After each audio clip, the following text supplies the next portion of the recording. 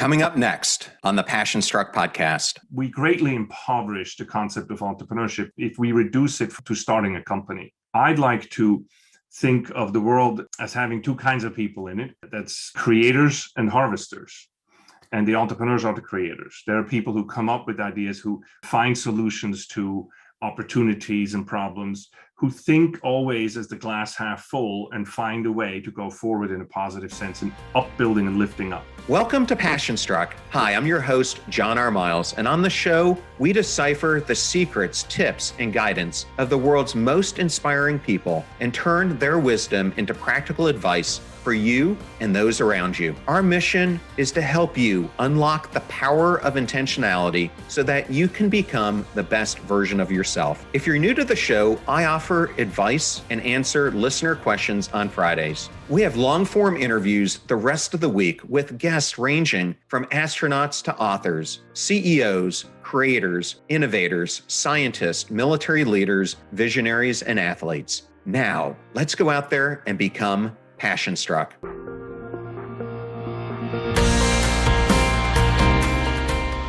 I am so excited to welcome Andreas Widmer to the Passion Struck podcast. Welcome, Andreas. Thanks for having me, John. Well, I know the audience always loves to get to know our guests before we dive into the main topic, which today is going to be your new book, which is right behind you in this picture. And we'll make sure we put this on YouTube for the viewers who are out there. But we're going to get into principled entrepreneurship throughout most of the episode. But I did want to start out with this question. We all have moments that define us. What is a moment that shaped who you are today? Well, good question. I have to say, I was born in Switzerland in a small village, and I grew up, I'm the youngest of six. I grew up without really understanding or knowing who I am. As the youngest, I sort of tried always to live up to my older siblings. I tell you, I just couldn't find my role or my position in life when I was in Switzerland. And the only thing I excelled at, I'm 6'9", I'm a pretty big guy, and I excelled in the military in Switzerland. And so after my recruit school, I'm a non-commissioned officer in Switzerland. I saw that I could go into Foreign Legion to become a bodyguard. And I thought, I'm going to do that. That's the coolest thing there is to do, especially for somebody like me who excelled physically. And I signed up to become one of the bodyguards for the Pope. There's a unit, the oldest existing military unit in the world is called the Swiss Guards in the Vatican, and they protect the Pope. And lo and behold, I applied. I never thought they would take me, and they accepted me. And so I go there with this mix of being really excited about it, also not really doing it for religious reasons, because I grew up kind of Catholic, but not in a big way. But then also with this kind of insecurity about myself, that I felt everything I did was sort of always putting on a mask and sort of pretending that I knew what I was doing, or pretending I was a tough guy. And I sort of underneath had an existential crisis as I joined. And it turned out that when you're a bodyguard to somebody, you hang out with that person a lot. And for me, that was John Paul II, the Pope in those days, in the 80s, 90s. And first time we met, he noticed it right away. And he actually started to talk with me and model for me what it means to be a person who's sure of themselves in terms of, this is who I am, and I live fully out my humanity. And he changed my life. He saw that I was struggling with this, and he introduced me to mental prayer, to prayer in general. He introduced me to a way of looking at the world and as me in the world, to bring my excellence to it. He gave me this idea that I am willed, and I have certain talents and ideas that I could fill out. There was never in the history of the world anybody like me, and there will never be anybody like me in the future of the history of the world. So if I don't become me fully, this opportunity will never come around to do what I ought to do in the world. And going forward, that defined everything I did from there on. Wow, what an amazing story. And being a military veteran myself, one thing I've always wondered, because I've been to the Vatican multiple times to visit, is when you see the Swiss Guard there, I never understood kind of the backdrop for the training that they go through. Is it considered to be a special forces unit? And do you go through some of that type of training? Yeah. It's like the Secret Service here in the United States. It is considered an elite force. What you're seeing on the front with the uniforms is sort of it's like seeing the Marines at the White House. That's not fully what they do. They act like Secret Service, black suit and all that. Well, I want to ask you just a couple more questions about your experience. You wrote a book called The Pope and the CEO, where you discuss your relationship with Pope John Paul II. What qualities made him the most authentically human person you've ever met? First of all, that he paid attention to you in the moment. Every time I met that man, the thing is, being a Swiss Guard looks somewhat glamorous to the outside, but the truth is it's not. You're a fly on the wall. Your service is done well when nobody notices you. But he did. And whenever he talked to me, I felt like he paid so much attention that I thought, like, I'm the reason he got up in the morning. And then I talked to other people and I find out he did the same thing for them. So this living in the moment, when you have come out of this understanding of who you are as a person, you can be authentically present. That made a huge difference in his impact on other people, and especially his impact on me. It made him so authentic and this genuine interest in who I am. Well, I happened to hear another podcast and you talked about a great story that you shared between the Pope and your parents. And I was hoping maybe you could just dive into that because I thought it was really touching. Yeah, so one of the things we have as a tradition is that he invites your parents to come to the Vatican and he thanks them for your service in a sort of symbolic way. And so he knew of my existential crisis and all that and started to just pay attention to me. And as I walked up with my parents, and this is sort of the change in experience, that was when you're younger, you hold your parents' hands, but here I am walking up to the Pope with my parents and they held my hand. It was just the other way around. And as I approached, he immediately says, "Oh, Andreas," and he goes to my mother. He's one of my favorites. And then he goes through things that I do well. He noticed and he told my mother and my dad what he liked about what I was doing and what he felt my strengths were. And it was genuine. And it just struck me like I'm 6'9". I probably grew a few more inches right then and there.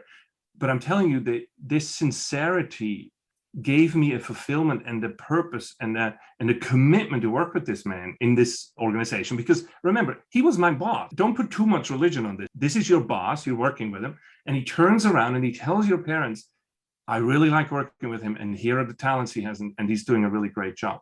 That kind of buildup is worth more than a raise. It gave me real commitment to love to work with him. Yes. And for the listeners who might not be familiar with the Pope, he became Pope John Paul II very shortly after his predecessor had an unfortunate cardiac arrest after I think it was only 33 days in office. And he took on this name to honor his predecessor, who took on the name to honor the two predecessors before him, if I have the... You're right. But he had to step into some very uncertain times because there were a lot of cardinals who were worried at the time that his predecessor's death might not have been from natural causes. And so he is coming into this enclave of cardinals and has to thrust himself into this new environment. And then he becomes one of the longest standing popes in the history, I think the second longest standing. What qualities of leadership did you find in him? Because he's not only the Pope, but he's also the CEO of the Catholic Church. What made him such a good one? I think it's this, again, coming back to recognizing people's true talents. See, the benefit of doing what he did, of getting to know me and knowing my talents, is that he was able to put a team together where he matched talents and non-talents and put people in positions where they could shine on their talent. Like, knowing humans well, you recognize somebody's talent and you put them into a position where they could flourish. So he had something called the Secretary of State, which is the foreign minister, basically. He's from Poland, behind the Iron Curtain back then. They had to deal with Russia, right? The Soviet Union. And that was very, very difficult to do. And it's a long story, a very perilous situation. Poland was always close to martial law, and the violent put down their protests with their Solidarity Union and so on. And he needed somebody to go in there and to be a great diplomat for it.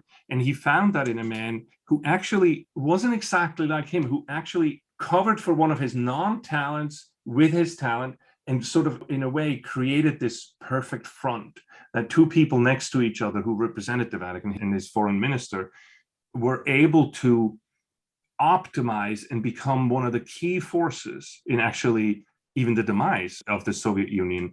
And that goes all back to his ability to recognize talent and then put people in the right job for the right talent. Well, an amazing quality for any leader to have, really, because getting the right team on the bus is one of the most important things you can do from a leadership perspective. It is absolutely doable. This is something we can all learn. Well, that leads me to a question I wanted to ask you, and that is, there's this age-old debate: are people born entrepreneurs, or can entrepreneurship be learned? What is your perspective on that? It's a yes, but. So yes, everybody can learn to be an entrepreneur. It depends a bit on your definition of an entrepreneur. One of the points I make in my book is we greatly impoverish the concept of entrepreneurship if we reduce it to starting a company. I'd like to think of the world as having two kinds of people in it. That's creators and harvesters. And the entrepreneurs are the creators. There are people who come up with ideas, who find solutions to opportunities and problems, who think always as the glass half full and find a way to go forward in a positive sense and upbuilding and lifting up. And from that perspective, anybody can learn to do that. It has to do with an inner attitude. If we're saying, can anybody be a startup person in a company? I would say not everybody has to. That's something sometimes for different stages in life that you can do something like this, and sometimes you can't. But my general answer is that everybody can be an entrepreneur. And I would actually even say everybody ought to be an entrepreneur. Yes, I think you make a good point there, because whether it was when I was in Big Four consulting or when I joined Fortune 500 companies, we had this concept of an intrapreneur, which I would say I was, because I was always, whether it was at Arthur Andersen trying to create a new practice, or through my time in Fortune 500s trying to create new products or business ventures, you can absolutely be an entrepreneur in a bigger company if that's what your goal is. In fact, I think it's very important, especially when we're using things like design principles and critical thinking, that you embrace things such like that.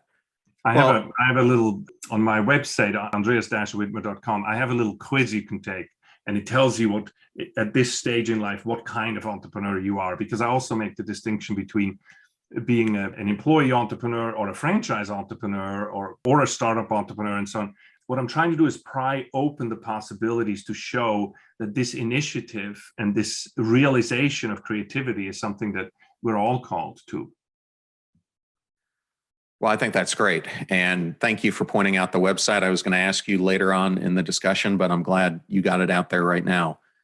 Well, if we're going to dive into the art of principled entrepreneurship, I think probably the best starting point for listeners who might not be familiar with the concept is, can you define what principled entrepreneurship is and its origin? So let me first define it. Principled entrepreneurship is a mindset of creating enduring value for the customer through your own excellence. So the core of principled entrepreneurship is to say, how may I help you in a business? That's the core sentence of a business. I am going to use my talents to create value for you. And the value I create is, of course, with the common value that we create, or how we measure value nowadays is with profit. We measure it financially. And so how can I help you? I use my talents to create value for you. And if I do this on a long term, with a long-term focus, I would call that principled entrepreneurship. Now, the original term comes out of a book called Good Profit by Charles Koch, who has a management theory called market-based management. And in there, he has that term that points towards these creators, these people in a company. And even for him, it was for more than just a startup creator, but the creator, in a sense, of the solutions to problems in any company at any stage, that he would call principled entrepreneur. And I sort of picked that up and took it from there. So I was recently interviewing Jean Olwang. I'm not sure if you're familiar with who she is, but she's Richard Branson's right-hand person at Virgin, and she runs Virgin Unite, which is their philanthropic arm. But she is also a team leader for a group called the B Team that Richard Branson founded with Jochen Zeitz. And they're a group of well-known leaders, like Mark Benioff is one of them, who are trying to shift away from short-term gain to balance the long-term benefits for helping people on the planet on topics like growing inequality, unemployment, and unsustainable use of natural resources. How can being a principled entrepreneur or applying these principles help leaders in the future to recognize the need that leaders in the future not only need to be stewards of shareholder value, but also need to be doing good in the world? I would say the way that business leaders do good in the world is by the business itself. So one of the things I focus on is that we sort of have two ways of approaching business. And this is somewhat of a critique first and then a solution of what I mean. Many times leaders say, well, we need to go out and change the world and this and that, and actually start to focus outside of the company. I would caution against that and say, let's go back to the beginning. What we need to do is to focus on actually what our business does. We do, unfortunately, too little of that, and we only focus on the outcome of our businesses. So we focus on the profit, and then what do we do with the profit? What we're forgetting is the work itself and the feeling and the culture of meaning inside the company. That has a result that 2/3 of our workforce is disengaged. So 6 out of 10 employees in the United States can't wait to get home in the evening. They hate their jobs. Is that their fault? No, it's not their fault. It's a bit like on a football team. If you send a football team on the field and they're not motivated for it, whose fault is that? That's our fault. That's management's fault. That's the CEO's fault. And that in some sense is also our culture's fault. You see, what we're doing is with well-meant efforts, we have sort of two paradigms to define what business is all about. On the one hand, you have the Friedman doctrine of saying the only thing that matters is profit. Create shareholder value. That's the only thing you need to do.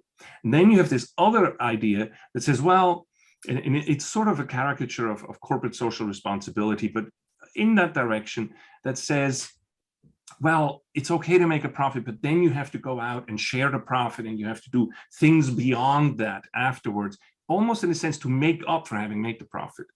I fundamentally disagree with that. I think that business itself is a force for good. If you have to go out and make up for having made profit, you did business wrong. Business itself, we need to go back to learn to focus on the process of business, on work itself. And we do that by looking at just what we talked about when we started our conversation here, to look about each person who's involved in the company and say, how do I help you flourish through your work? Remember, the core question of business is, how may I help you? And so if I am trying to use my talents to help customers, to add value for customers, I need to be well aware of what my talents are. And my company has to help me to live those out and to flourish with it. When we're doing that and we're putting teams together, not only do we create companies and teams where 1 and 1 is more than 2, it becomes 3, 5, 10, because it's almost like a multiplication of the loaves and the fishes, like a miracle kind of thing, because we're starting to flourish as human beings in creating these products and services that we produce. And it gives meaning to us in our work itself. As a result of that, we then turn around and emanate that goodness, because of human flourishing, that goodness into society and into the economy. And that creates the kind of benefit, what I think Richard Branson talks about, to start to see high and rising wages, to start to see a responsible stewardship of environment and so on, which is a fallout from the proper purpose of the company. Just in summary, to say, what I think we need to do is to focus actually more on the company itself, so that it becomes a good domino effect to the outside, versus trying to push over the dominoes outside of the company. And then we internally at companies have 6 out of 10 people who hate the job they're doing. Well, I'm glad you touched on this whole topic, because I'm going to stay here for a couple minutes. The surveys that I have seen, I cited one in my upcoming book myself, showed that out of the 1 billion full-time workers globally, 70 to 85% are disengaged. And then as you look at millennials globally, 66% are disengaged.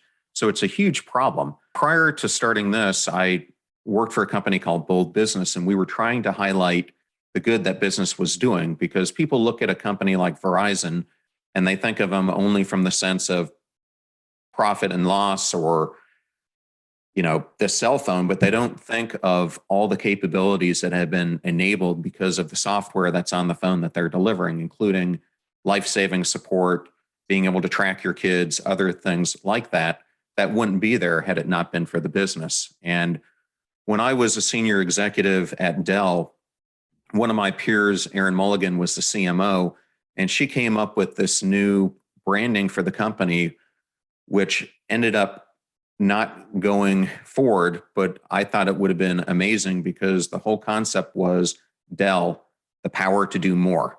And when we saw the early videos that they were going to use in commercials, it was all about how different businesses were using Dell's technology to do good for the world, whether that was saving someone's life or helping with climate change or something like that.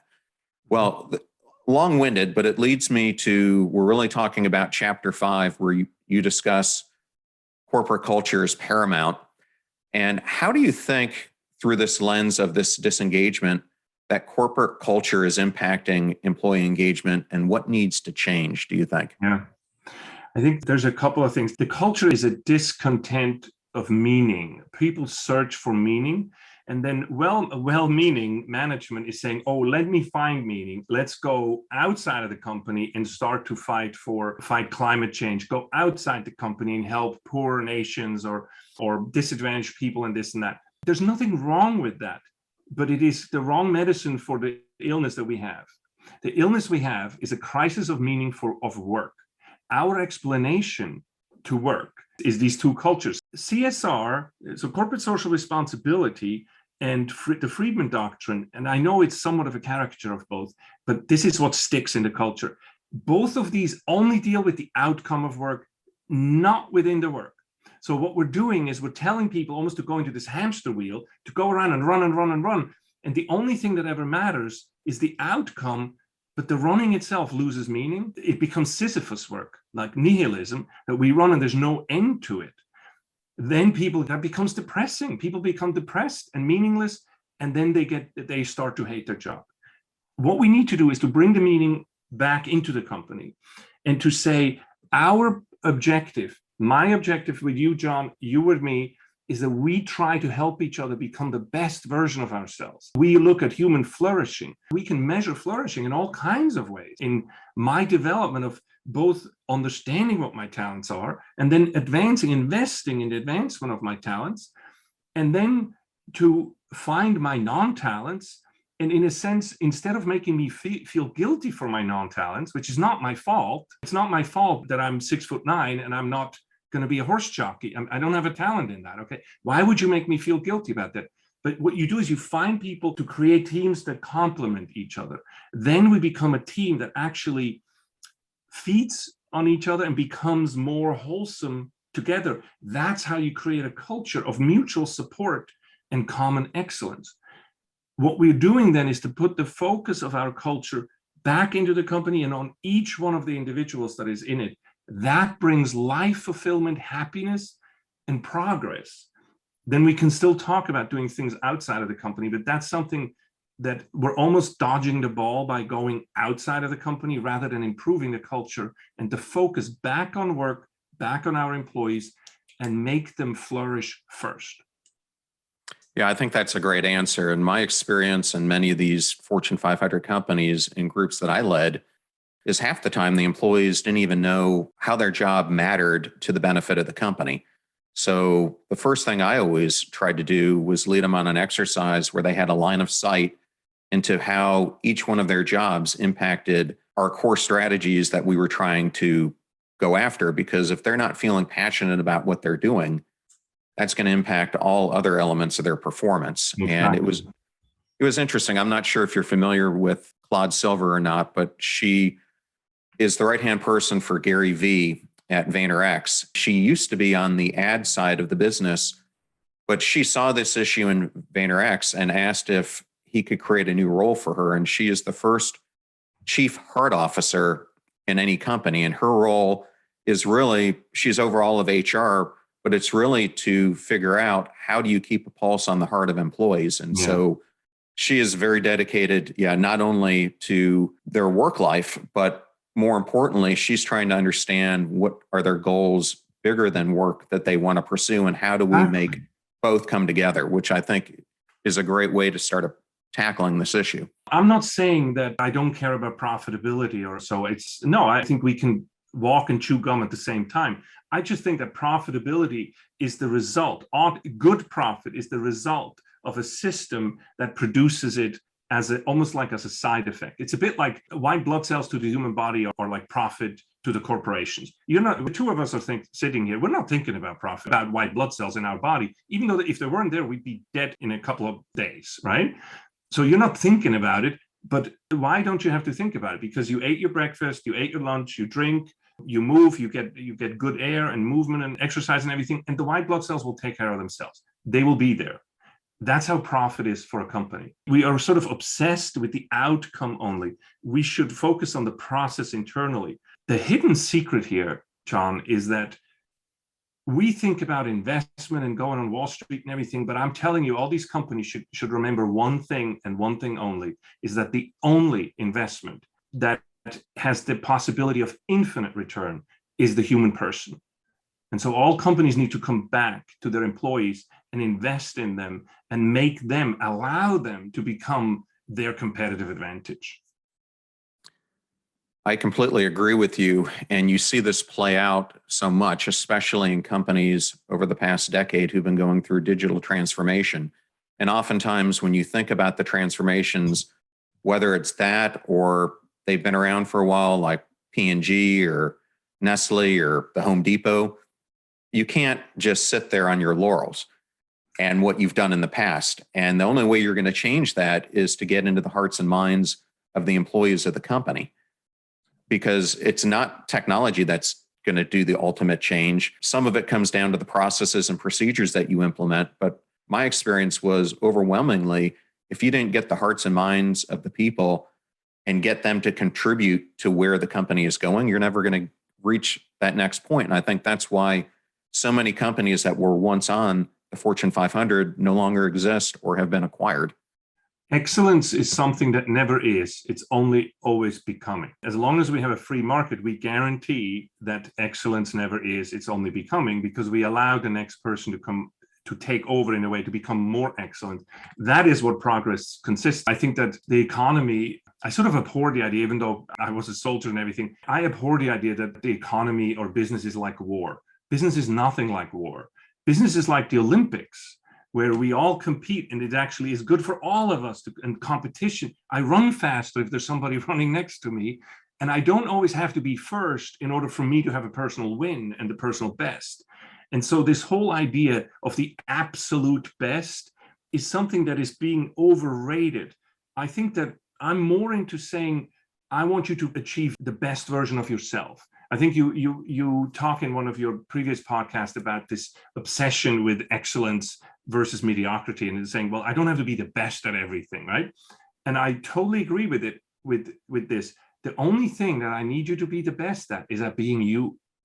And that doesn't really matter how this compares to anybody else. As long as you flourish with your talents and your possibilities, then that is the best for you. And in that sense, the business is much more like the Olympics than it is like war. The economy is never a zero-sum game. Yeah, I'm glad you brought that up, because I think it's something that a lot of people miss, is they're constantly trying to achieve this state that they see of influencers or business leaders or sports athletes that are around us. But I think you made a great point very early in our discussion, that we are all put here for a defined reason. We're the only person who can achieve what we're designed here to become. And so what we should hold ourselves to is being what we are supposed to be. And to me, if you achieve that, then you are exemplary, because you're living out who you've intended to be. Now, it doesn't, maybe you don't have the wealth of Elon Musk or the fame of someone else, but to me, it doesn't matter if you're making an impact, because if you're doing what God created you for, then you are impacting society. And all you have to do is impact one person and you're making a difference, because it can have a tidal wave of cascading effects. Yeah. What John Paul was talking about, he says, don't waste your life trying to be somebody else if you have the only opportunity of anybody in human history to be you. That's a unique opportunity that nobody else gets.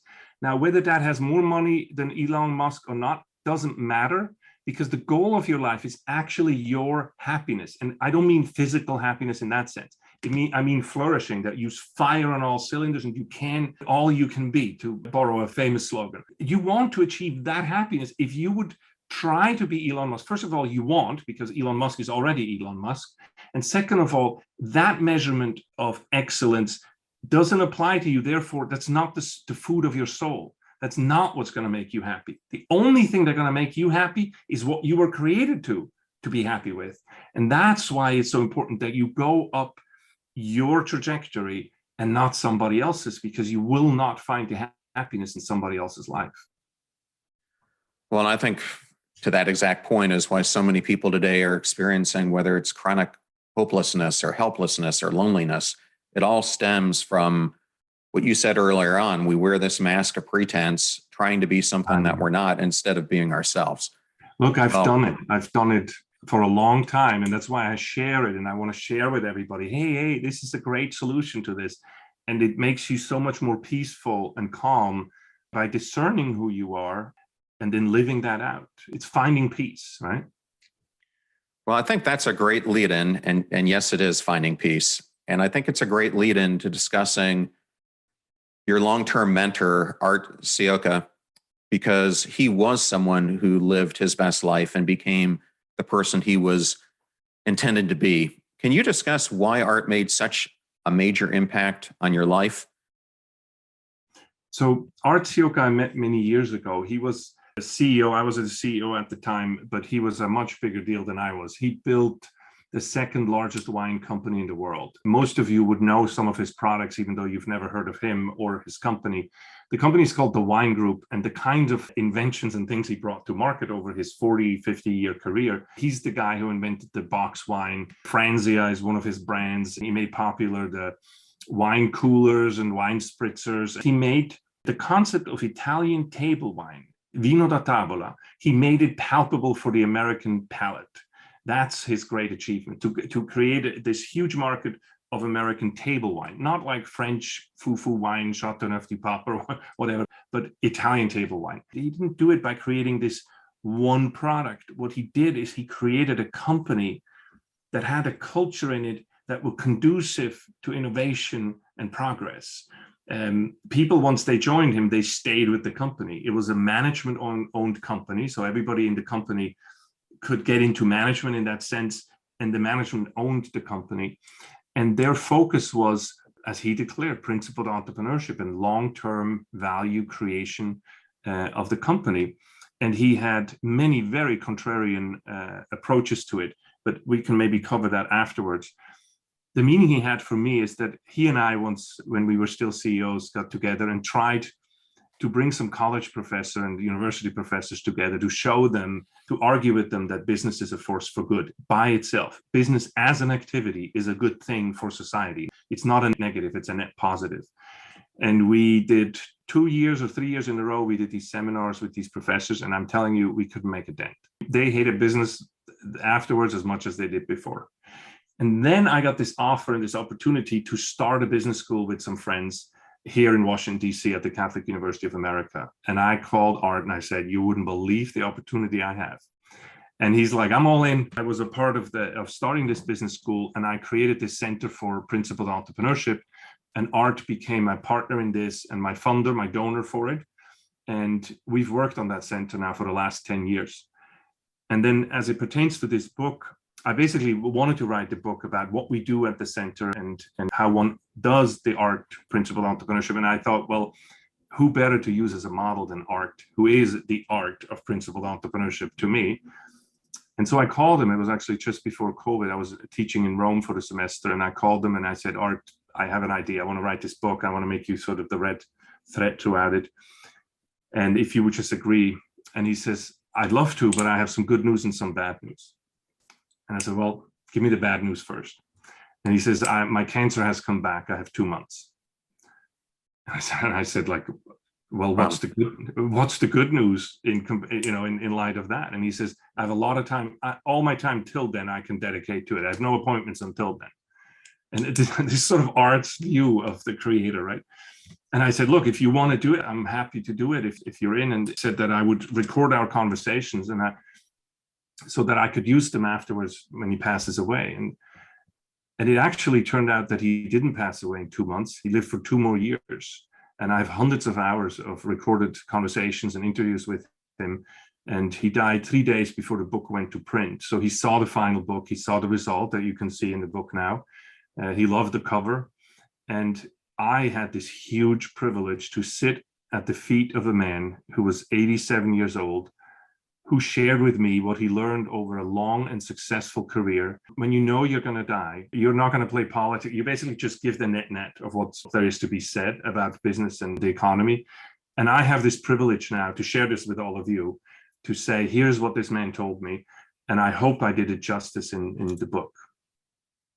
Yeah, the great thing about getting advice from someone like him, and I'm sorry he has passed away, is you're getting it at that point in their life without any filter at all, except what he believes is the authentic truth of what it takes to accomplish. What I loved about it is with Art Ciocca, you know how the story played out. I mean, his company today, he quit as CEO like 15 years ago or 20 years ago, and his company is still number 2, and his culture still endures in the company and everything.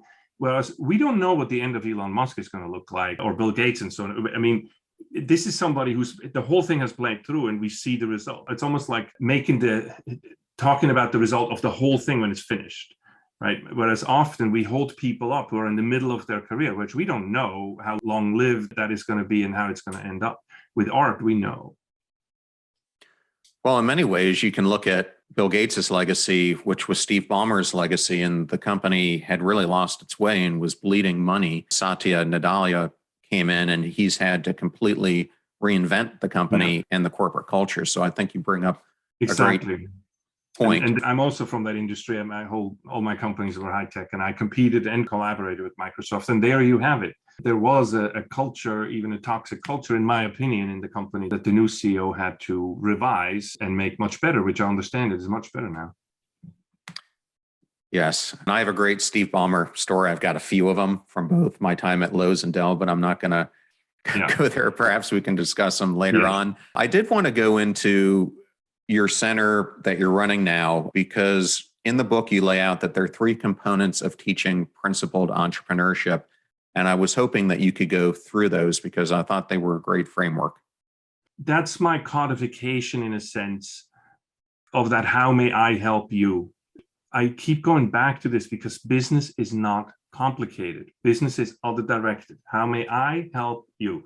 So I need to first find out what is my talent. And I work with my students.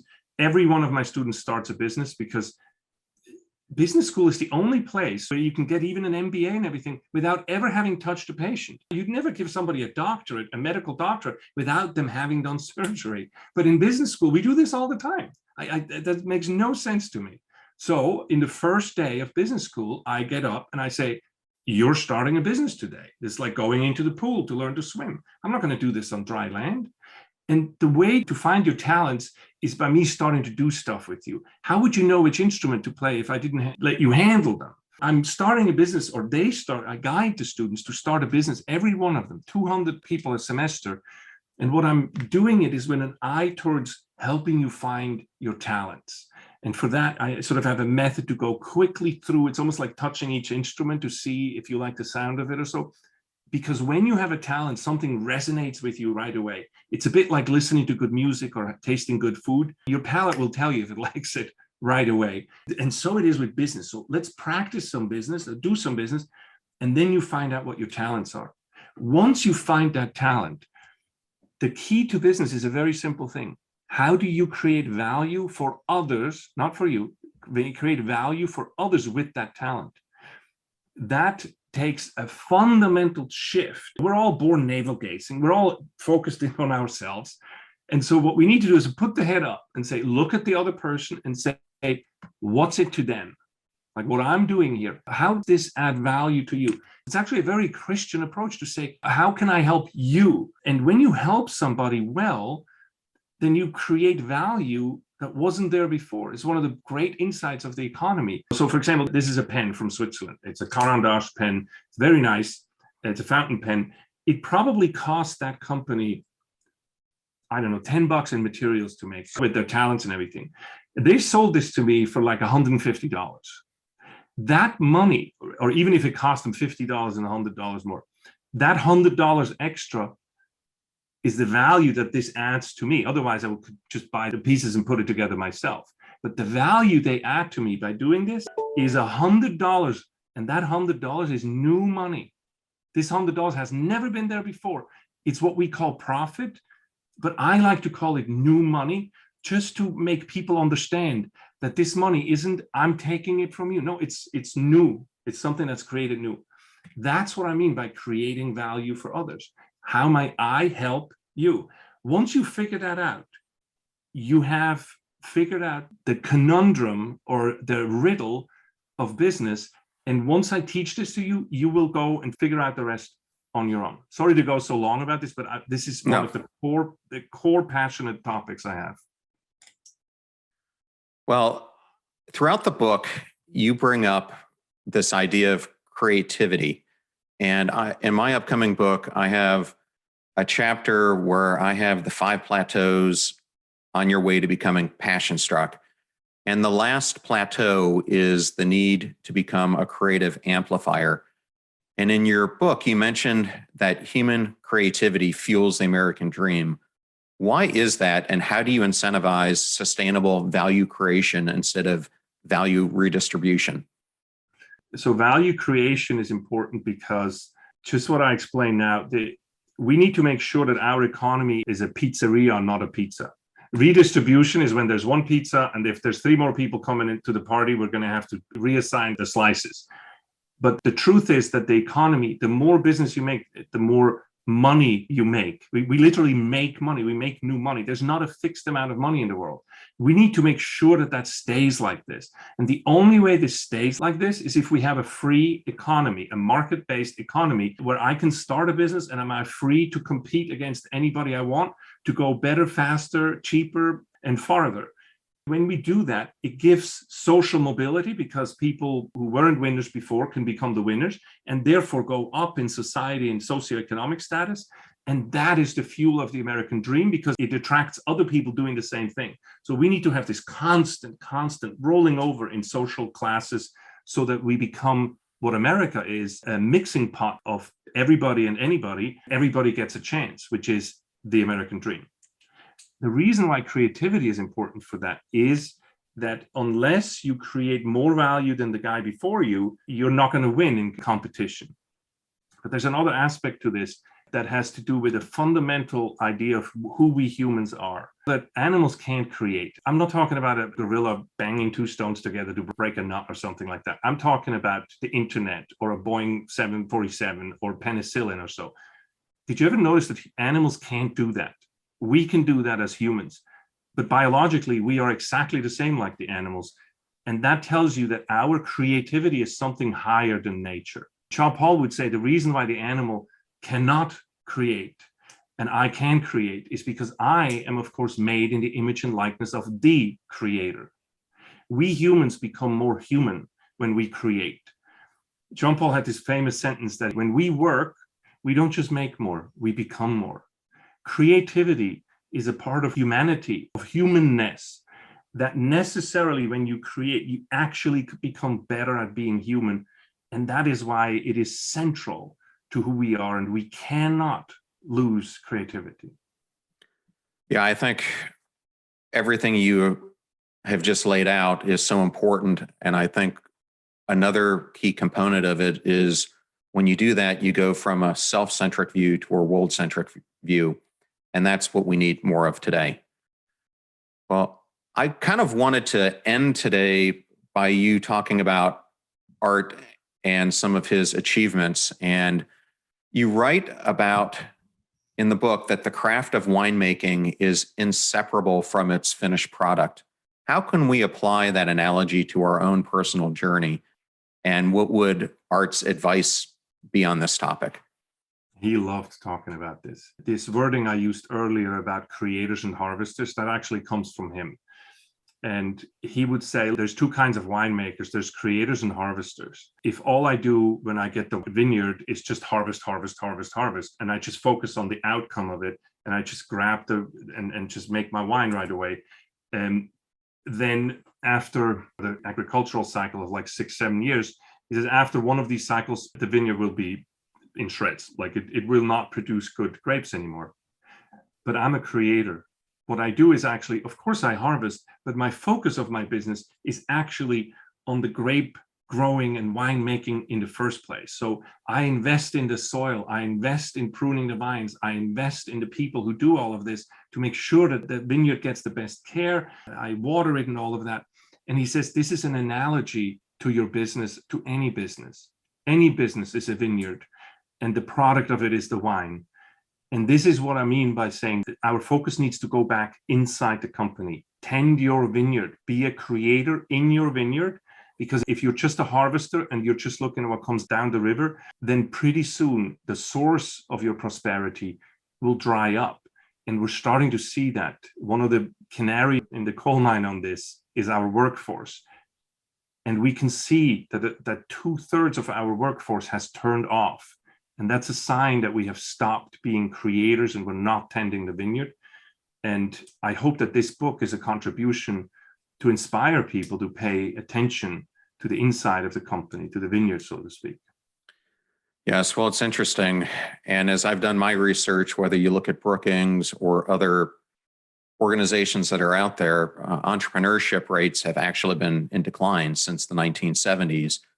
And that has a huge ripple effect on business vitality, because if new businesses aren't being created and turned over, and that people aren't flourishing like we were when the United States and much of Western culture was being so much more innovative in what we were doing. And so I think maybe that's a great lead in to the last question I wanted to ask you. And that's in chapter 8, you discuss the importance of inspiring the next generation. And you talk about something called the trading game and how it gauges happiness. And I was hoping I could just use that as a lead in to some parting words that you want to give to this new generation, many of whom are listeners to this show. So that's a tall order. My core calling to you when you're listening to this is that stop trying to live somebody else's life. Do not measure yourself on other people in the sense of how much money do they make and so on. I see it in my classes here at the university all the time. The best time you can spend as a young person is to find out who am I and what are my talents, and then unashamedly and without any hesitation, pursue an investment in those talents. I often go with my own example that I absolutely suck at numbers. Okay. I have not a numerical mind at all. And so I tried to make up for this and felt bad about it half of my life and tried to cover my weakness on this, which only ends in disaster. Instead, what I started to do, and that is the part of the solution, is to identify, actually to say, look, my non-strengths have to do with details and numbers and sort of very nitty-gritty stuff. My talents are much more in the big sense in speaking and concepts and stuff like this. And then because I understand this, I can confidently pursue my strengths. And that actually gives me happiness and fulfillment. And an investment in my strength is actually giving me return on investment much more than trying to mitigate one of my weaknesses. It also has created huge friendships where I know that the first thing I need is somebody who is completely detail oriented and financial and accounting stuff whenever I start a company. And some of my best friends have become sort of my yin and yang friends who make up for my weaknesses. And it builds beautiful friendships of complementarity. So one of the things that we miss in this world is that we always see everything through conflict. And I think the world has been made in perfect unison. And whenever it is much more a complementarity, like competition, it's almost like Michael Porter came up with this word co-opetition. What you do is, yes, there is a competition part of it, but cooperation is really the seasoning of the American dream. Thank you for that answer. And I just wanted to give one last shout out for your book. I found it to be a very enjoyable read. I love the personal examples. And of course, your stories about art. If you are a person who wants to read this, there's some great things in there, such as ergons and a great story about vermouth. So I don't want to give it all away, but I highly encourage all of you to pick up a copy of this book, and I'll put it in the show notes. Well, Andreas, thank you so much for being a guest today and for all that you're doing to lead this next generation of future leaders. Thank you, John. Thanks for having me, and thanks for everybody for listening. I thoroughly enjoyed that interview with Andreas Widmer and wanted to thank Andreas and Zilker Media for the privilege and honor of interviewing him. You're about to hear a preview of the Passion Struck podcast interview I did with Laura Vanderkam, who is a New York Times bestselling author, highly regarded speaker, host of the podcast Before Breakfast, and co-host with Sarah Hart Unger of the podcast Best of Both Worlds. We release and discuss her brand new book, Tranquility by Tuesday, 9 Ways to Calm the Chaos and Make Time for What Matters. I think everyone needs to recognize that you have some identity that is apart from work and is apart from family. And we put a lot of effort into work and family. They require a lot of responsibility, very meaningful things, but they take a lot of energy. And how do we get energy? Well, there's certain things we can do holistically, like getting enough sleep and exercising. But often we draw energy from doing meaningful things that we personally find enjoyable. So I challenge people to take one night for you, one night a week or the equivalent number of weekend hours, do something that is not work, that is not family, that you personally find fun. The fee for this show is that you share it with friends or family members when you find something useful. If you know someone who wants to understand a lot more about entrepreneurship and especially principled entrepreneurship, definitely share this episode with them. The greatest compliment that you can give us is to share this show with those that you care about. In the meantime, do your best to apply what you hear on the show so that you can live what you listen. And until next time, live life passion struck.